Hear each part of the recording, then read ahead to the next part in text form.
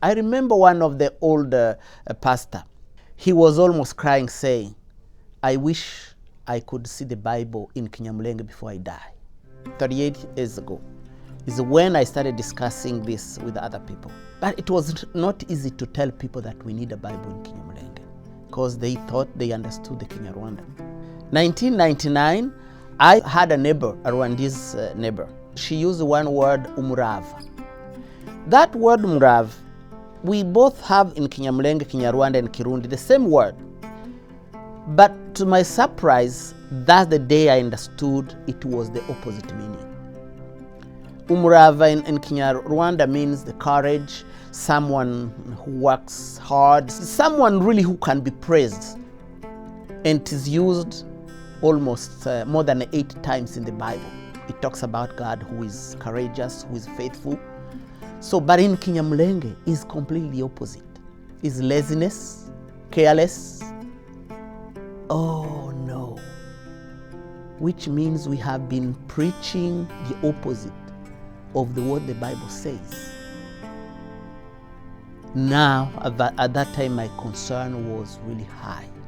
So then I said, we should now work towards to have a Bible. In 2004, Philemon came to Nairobi. I remember when we started, I'm the one who checked 5 books. I found that Matthew itself has 120 words which Banyamulenge don't know. You will preach the wrong message. When he sent those words to me, oh my goodness, I almost went crazy. It is not only words, even this how the sentences are structured, it could completely give different meanings. I took time to read those words. I found that it's real. I said, even though I'm a pastor, I apologize to do that wrong, to preach those wrong message to our community. There was a war in Congo, so everything was destroyed, houses, our properties.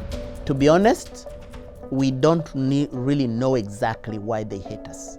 Just because we belong to the Tutsi ethnic groups. That's why and how we are here in America. It only took the hands of God to see that we can come to this level today. I've seen the hand of Jesus over this project from the very beginning. This will be our first project in the U.S. among refugees as an organization. And Jesus brought all those pieces together beautifully in ways that were really powerful to witness. We had 2 men move to Louisville, Tito and Philemon, who moved on faith. Really before we had funding for the project, they sold their homes out of state and moved their families to Louisville knowing that Christ would bring this together. I remember my son had full scholarship and we decided to cut off scholarship. I spent 8 months working in the basement of Victor's house, 8 months without any payment. We need to have this book. This project has kind of been an amazing work of God from the start. For my family, it was a real gift from God. You know, in 2019, we finally realized that we couldn't live in Africa anymore. My 3rd-born son has got a severe nut allergy, and living in the remote place that we were in Tanzania, we were hours away from a hospital, so we decided to come home. But it was heartbreaking for us because, you know, that was our ministry and that was our lives. And in fact, I thought that I was gonna, grow old there, that was gonna be our whole career. And then when we were coming home, I thought, well, what was all that preparation even for? And I felt a lot of despair at that time. But God was gracious to us and decided to put us in this place with this other project that they specifically needed a Swahili-speaking Bantu specialist translator living in the Midwest. And we had just landed in Illinois, where my wife's family is from. And it was obviously a work of God that brought this project at the exact time that we were just coming home to be a part of it. Every word you translate, you have to make sure. Our English was not good.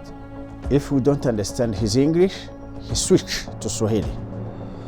That's how we worked. we are proud of the team. This is the book. This is our first book in Kinyamulenge. We are so proud to have it today. After 38 years, 38 years, trying, struggling, trying to work hard to see this happen. I'm sorry, it is so emotional for me to say. We have the book of Luke in our hands, that we can read the Bible in our own language.